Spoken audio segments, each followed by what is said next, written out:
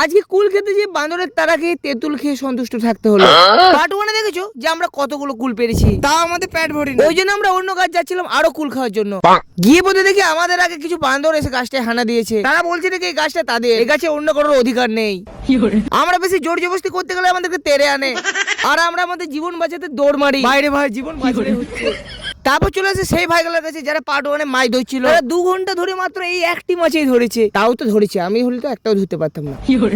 তারপর একটা ছেলেকে দিয়ে মাছটা ধরছে, আবার কি করে মাছটাকে আবার জলে ছেড়ে দেয়। যে মাছটা 2 ঘন্টা ধরে এত কষ্ট করে ধরেছিল তার কি কষ্ট, বেচারা 2 ঘন্টা ধরে একটা মাছ ধরেছিল সেটাও আবার জলে ছেড়ে দিল। তারপর আমরা চলে যাই তেঁতুল খাওয়ার উদ্দেশ্যে। কুল না পেলে কি হলো, তেঁতুল তো খাবো। ফাইনালি আমরা তেঁতুল গাছের তলায় চলে এসে দেখতে পাচ্ছ, আসার সঙ্গে সঙ্গে আমি একটা তেঁতুলও কুড়ে পেয়ে গেছি। আর এইদিকে দুটো ছেলে গাছে উঠে তেঁতুল পারতে, আর আমি একটু ভয় পেয়েছিলাম, ওই জন্য আর কি নিচ থেকে একটা গাছে তেঁতুল দেখতে পাই, ওটাকে আর কি ঢিল মেরে পাড়ার চেষ্টা করছিলাম। ঢিল মারি তো আবার আমার 20 সালকে তজুরবা, হ্যাঁ না, ছুড়ে দিলাম, পড়েছে গাছ, খুঁজে ফাইনাল গাছ দেখতে পাচ্ছ, এই তো পড়েছে, ফাইনালি পড়েছে, রেহাই হলো, নাইলে এখন মানে ডুবে যেত আমার। অপর থেকে দুটো ছেলে কুল ফেলাচ্ছিল নিচে, আর আমি কুড়াই করে খাচ্ছিলাম সব। তারপর আমি আর আমার বন্ধু সামনে একটা সরষে গাছ দেখতে পাই, ওইখানে চলে যাই ফটোশুট করতে। আর আমার পোস্টখানা দেখো একবার।